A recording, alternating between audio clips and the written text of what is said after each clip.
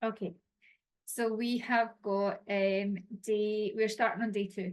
So as I mentioned before, I am going to slightly tweak today so that it runs really smoothly with how yesterday ended, and so that we can get a little bit deeper into how to get clients, where to find them, how to keep them, and also how to nurture, because you'll hear me talk about um, nurturing clients quite a lot. And when you are especially in a service-based business, nurturing is something that we have to get really comfortable with and that we have to give a lot of time to, because when we do that, that's when the clients will come later on, but they'll be better quality clients, they'll be hotter leads, they'll be wanting to pay you more money for what you've got. And it's because of the nurture sequence and the journey that you have created for them to get to know you and to get to know your business. So everybody needs a funnel, and if you don't have a way to collect people's emails, then you're at risk of losing everybody that has ever followed you. Because the other way to do this is social media. And that's the two main ways where you would sell yourself, sell your business. We've got kiddies popping up. See, this is me easily distracted. We want to create a really secure system and a really secure database, and social media isn't that. So I want you to think of social media as like your front window. Do you know, like when you have a shop front, when you have a shop on the street, your shop window has to look enticing and it has to be inviting, and that's what your social media should be. And then inside the shop, inside your business, is your email database. And that's when people are starting to really look around. What have you got? They're having conversations with you, or at least they feel that way. Rather than starting at the start of the funnel, we're going to start at the end and work our way back. And a lot of the time when I'm coaching people, and even if it's one-to-one masterclasses, etc., in business, I will always advise people and always try and mentor them into working back the way from the goal and working back the way from the thing. So whatever that thing is, whether it's booking somebody for a shoot or a cake or a service or getting a one-to-one client for coaching, I would always say work back from that. And that's where the client journey comes in that we've spoke about in Bootcamp Day 1. And so working our way back when we're talking about building our email database, because our email database is if you see that as the people in your shop. So you want a busy shop. If you had a shop, you want a busy shop. You want loads of people in there and you want them all giving you money. And they'll all give you different amounts of money for different services or different products. But that's essentially what we are going to consider our email database to be. And so we're not even thinking about the shop front just now. We need to get inside the shop looking great and performing great. And we have to get it so that there's systems in there in place to allow people to spend money and then spend more. So inside the shop, inside your email database, what is that going to look like? How can you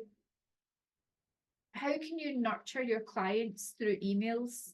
What kind of conversations can you have with them so that you can sit and journal on them? But what conversations would you be having if you were in an email conversation with your clients? And when you're considering this, and when you start to implement this, what I want you to do is I want you to think about every email just being to that one special client, even though it's going to be eventually going out to the masses. It essentially has to sound like it's not, it has to sound like it's for that one person. So always, always write your emails to that one special person. I like to, when I'm marketing and when I'm writing copy, which is what you call emails and sales pages and website pages, etc., whenever I'm writing any copy for my business, I've spent years and years doing the fear marketing, which is, are you skint? Are you constantly out of time? Are you stressed? Are you this? Are you that? And sometimes I'll drip feed this in, but mainly what gets a better response is the opposite of that. So it's the desire marketing is what you would call it. And what is it that your client desires? And that's what you would then focus on, rather than focusing on, even though I said yesterday we were saying, what is it that your client is missing? What is it that what problem do they have? And that is something that you still have to consider when you're writing to them, but how can you get the desires in there? So what is it that they're in need of, and what do they desire? And then that just tweaks your messaging ever so slightly so that it sounds a lot more nurturing, sounds more welcoming, and it's warmer as well. So in your emails, you essentially want people signing up pretty much every day. And that would be the goal for you guys to have, even if it's at least a sign up every day, that means that you've got 365 signups in the year, and that's a lot of people who have decided to intentionally come into your worlds. And all those people, even though we're going to be setting up a funnel, I'm going to show you how to set up a funnel that you're offering something free, and so you're coming into their email inbox, and if you're doing it in the right way, then they're opening it. Even if it's every now and then, they're still opening it. So reward them for giving you their email address by nurturing the relationship that you have and making them feel like you're only talking to them. And when you do it that way, you're going to get sales a lot quicker from them. The emails and the content of your emails, I wouldn't overthink it much more than what you're posting in social media, but just expand what you've put on there. Get into more detail. If you're used to posting on socials and you're doing so every day, or you've got headings or notes that you want to post, then just expand on them, but expand on them like you're talking to a friend, like you're talking to that really special client, and answer the questions and nurture them and lead them into their desires. So you've got your emails, but to get your emails, they have to give you their email, and they need something for that. When it comes to getting your emails, what you want to do is consider having a really relevant giveaway of some kind. It's called a lead magnet, and you're leading them to your email database, and you're leading them into your shop essentially. So your lead magnet, it has to be a valuable resource to them in exchange for their email. It's a valuable resource to your potential client in exchange for their email. When you're setting up a form, only ask for their first name and their email, and you'll get way more signups. So over 50% of people will not continue if they're getting asked for anything more than their first name and their email. It deters people. A valuable resource, what can you give away for their email? It can be an ebook, it can be a checklist, it can be a template or a how-to guide. It could be recipes, videos, downloads. I've got meditations, so I've just got meditation recordings for busy business owners, and that just leads them to it leads them to, so basically they put in their email address, and then they get put into my email database, and the thank you form that goes back to them has the link to my meditations. So they put their email in, and then they hit into your email database, automatically, and the value is within your thank you page. So your emails are direct communication to your clients, and this is why it's really, really important that every business owner has an email database. If you've already got clients and you don't have their emails, or you don't have them on an email database that you're hitting out every week, then you're missing out on business. Your email database is the direct communication, and it's a much higher return on investment than what your social media following is. So again, going back to the analogy of your social media following and your social media platforms are your windows to the shop, your email database is inside the shop. So how are you going to make that look really pretty and look really relevant and just be really nurturing? From your giveaway, your lead magnet, you've got your lead magnet, but now you need to get the lead magnet in front of people. So now you need to get visible. And without hitting out every single post, sign up, sign up, sign up, how can you get creative to start posting things that will make your audience want more? So by that, I mean posting really good quality content on your social media that makes people go, I want to find out more about that, or I want to find out more about her or him or whoever it is. How can you give really good quality? And this is where it starts. You do have to use your creativity here, but we are all creatives. We are all business owners. We have the creative streak. Otherwise, we wouldn't be wanting to own our own business and wanting to scale our own business and wanting to earn more and work less. And because we know that creative life needs freedom, needs time freedom, but it also needs to create. This is where you need to hone in on your creativity when you're thinking about this part of the journey. And that then leads me to, are you utilizing your creative window to its maximum? So have a think about, now we're going to chat about how you plan your week. And I spoke just briefly yesterday about blocking out and like blocking out time to do your social media, so that then you've batched some social media content, whatever that looks like for you.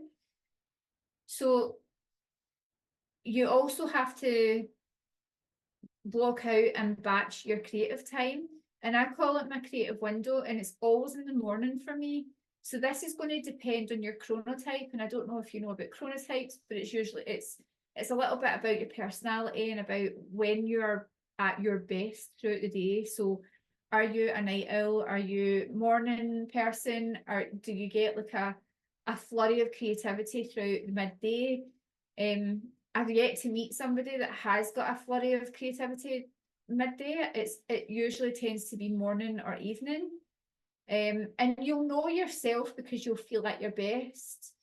So, or it's when it tends to be when you're maybe getting into the zone about something. So, I know a friend of mine's who can sit up until 12, 1, 2 in the morning, and she can write loads of stuff about and like our social media content, and she can write her emails, and there's absolutely no chance that I can do anything even after this. And these two masterclasses were held at 6 and 7 o'clock at night. That is like 7 o'clock at night is my limit.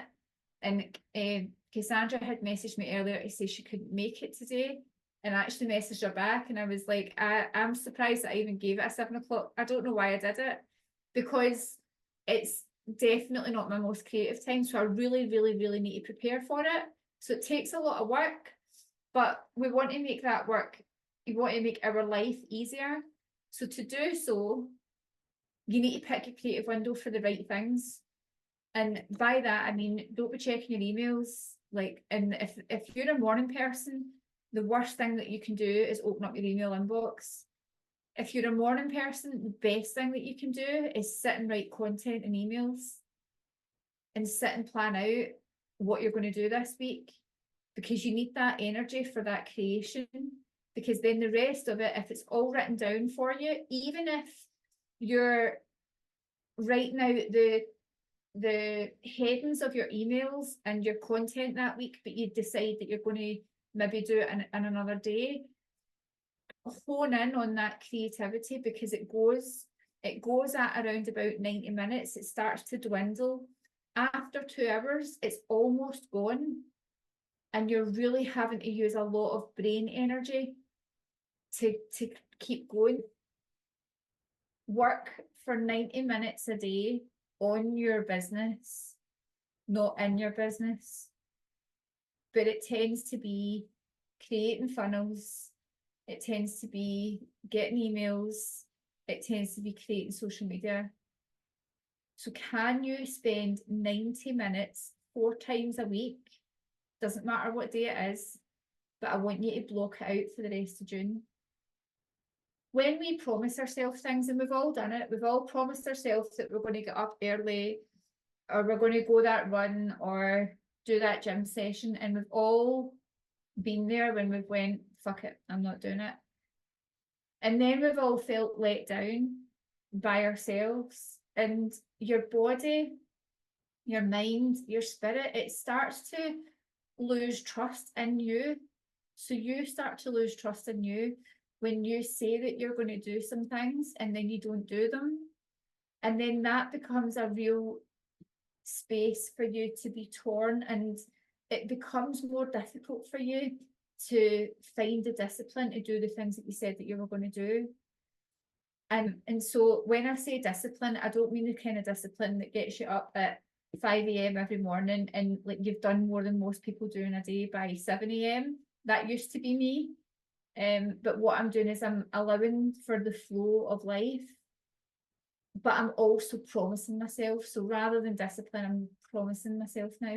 So I'm making these promises to myself, and it is things like my 90 minutes a day, at least 4 times a week. I do it for 5 because I'm used to it now. If it's something that you're not used to, even if you try for 3 times a week to do your 90 minutes, then it's going to be 390 minutes that you were not spending before on your business. So it's going to be really, really valuable. And you'll see your business move forward if you do this for the rest of June. And you won't want to stop then. So it'll be something that will continue on naturally, because you're going to start to see the impact that it's had. If something has to change, like yesterday morning, for example, I had to lie in bed. My wee one wasn't feeling great and he didn't really want to go to school, and he was having a little bit of a moment, and I didn't really need to get up other than to do the work that I had promised myself in my 90 minutes. However, I had flexibility that day that it could get moved. So what I want to do is consider your 90 minutes to be, it's going to be all about emails this week. It's going to be about getting your email database up and running. It's going to be about your getting your social media following into that database. And what you'll find out as well, now, don't get disheartened when you're posting this on your social media about your email database and you only get dribs and drabs in at a time, if any, because what you've got to remember is that just recently it's been posted that the reach on Instagram is 7.6%. So if you look at your followers and you figure out what 7.6% of your followers are, it's going to be very little. And there's going to be even less percentage of them who actually take the action to download the thing that you're offering or get the thing that you're offering. But that's not to say you shouldn't do it. You absolutely should. You don't know who is watching at the time that you post, or who will be watching at the time that you post again tomorrow or the next day or the next day. So it's really important that you do not define your future actions on what's happened today or yesterday or the day before. Because if that was to happen, then the amount of times that I have done something and it has fallen like a lead balloon I wouldn't be here today doing what I'm doing. I'd be working in Tesco or something. And I genuinely would be. I've had massive falls. I've had smaller falls. I've changed my mind and I've reinvented myself so many times. Even in the last 3 months, I've reinvented myself twice since I went to LA, which was only like not even 2 months ago, because I'm just trying to find who I want to niche into to coach on a close proximity level. So if I'm doing it at this stage and I've been coaching since 2016, then it's okay for you to continue to do this, even when you think you've got what you, or you are who you want to be. You've still got space to reinvent, and you've still got space to change your mind. So 7.6% is the Instagram reach, and then it's even less. It's a small percentage of that 7.6% that are going to sign up to your email. The reason that I'm saying that you've got to get people into your email is because, again, just to reiterate, those people are yours and they're yours to keep unless they unsubscribe. The people on Instagram, you could get shut down. Instagram could get shut down. The people on Instagram might not see you. Like, they're just, it's just the people that are walking by the shop who just so happen to look in at the time that they're walking past. And that's not everybody, because most people are, their heads are elsewhere. Created a platform, so I'm going to give you some platforms, some email platforms to have a look at.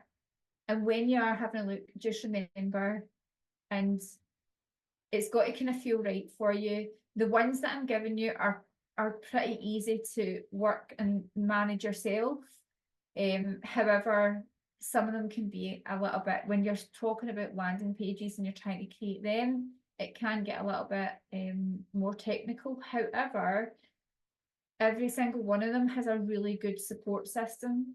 So you can just hit support or help and you'll get loads of like free content support, but also you'll get like chat support as well. And it's not just all AI chat support, so you will get live people. So you want, the first one that I would say, and the easiest one, is MailChimp. And that one is probably most heard of. It's free up until 1,000 subscribers, I think. So you've got a good little buffer there until it's free. And in the minute that you hit 1,001 subscribers, you know that you've done something really good. So pay for it and get the extra features. And by then you're going to want them anyway. I'm sure that it's unlimited emails. So it doesn't matter of those 1,000 subscribers how many times you email them throughout the month. I would advise at least once a week. I would not advise any more than twice a week. What you don't want to do is be that person that shows up that much that then they become blind to you. What you want to do is show up just enough that they actually open you. And actually, it doesn't have to be in the same day every week. So ConvertKit is another. You've got MailChimp, ConvertKit. You've got Sendinblue, which is possibly been changed now to Brevo. It could be called Brevo now. You have got MailerLite, and it's LITE. And then out with that, you start to go to the bigger ones that will charge you quite a lot of money. So at the moment, I would be saying maximize the free platforms.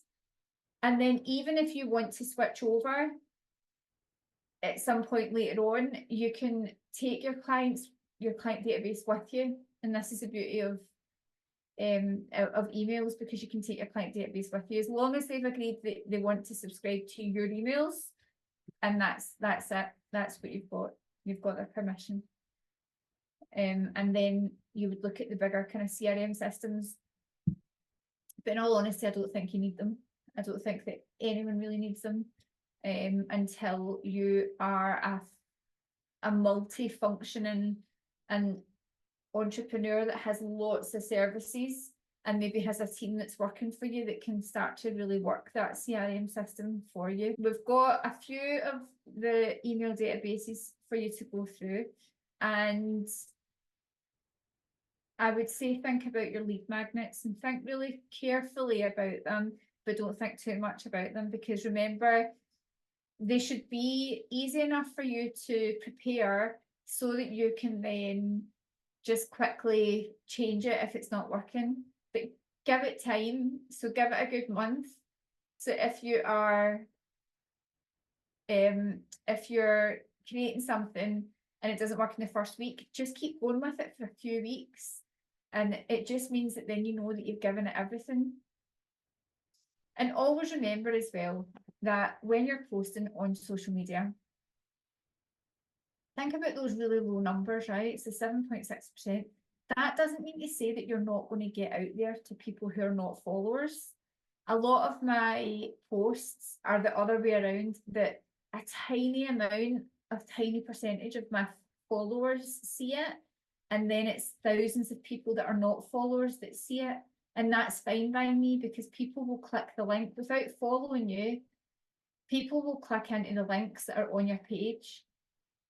And then that leads me to, have you optimized your bio in every single platform that you're in? So have you gone into Facebook and is it optimized? And by optimized, I mean, is it up to date? And is it talking about you, or is it talking about them?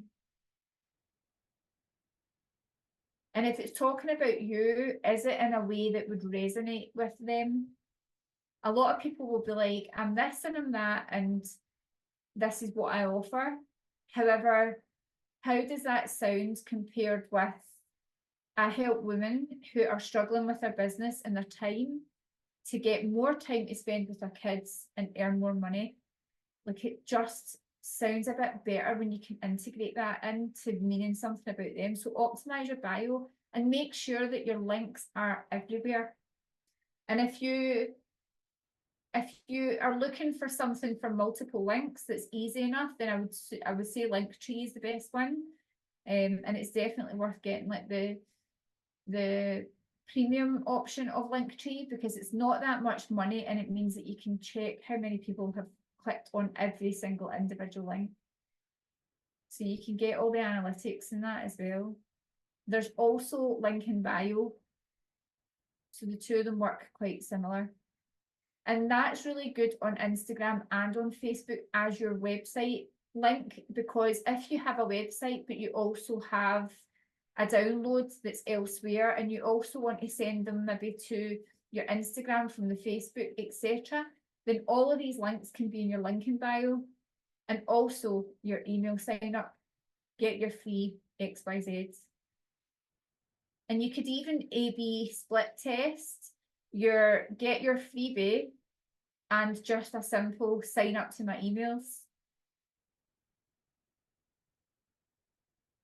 When you're very information heavy as a business, then sign up to my emails might be something that works for you.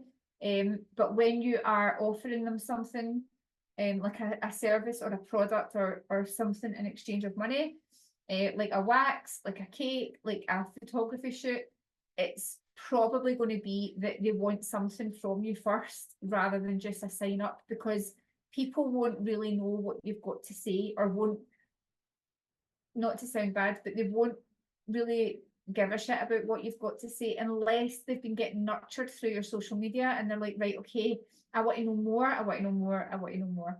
And that's where the educational content comes from.